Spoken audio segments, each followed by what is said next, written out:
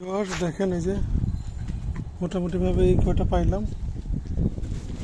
তো আছে ওই যে নিচে পড়ে আছে, আরো অনেকটা পাইকা পড়ে গেছে পাকার পরে।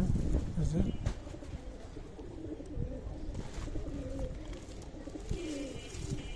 রৌদ্রের তাপ অনেক।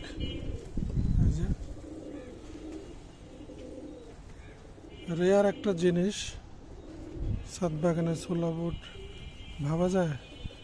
এই যে আমরা রোজার মধ্যে খাচ্ছি, আমরা অন্য অন্য দিন সকালবেলা ভিজিয়ে রেখে, রাত্রে ভিজিয়ে রেখে সকালে খাই কাঁচা এবং সিদ্ধ করে, বা বিকেলে সবাই খায়। এ দেখেন সেই ছোলা বুট আমি সকালে খাবার জন্য ভিজিয়ে রেখেছিলাম, পর ওই দিন আর খাই না। সিম গাছ দুটা ছিঁড়ে ফেলাইলাম,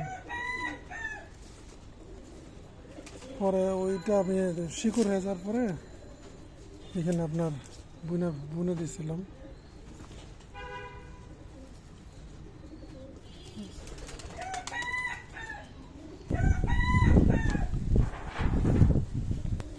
আচ্ছা, এগুলো আমি সিলার পরে দেখি কতটুকু বের হয়, কবুতরকে দেওয়া যাবে, তারপর আপনাদের সাথে শেয়ার করবো আবার। ছাদ বাগানের ছোলা বুট রেয়ার জিনিস।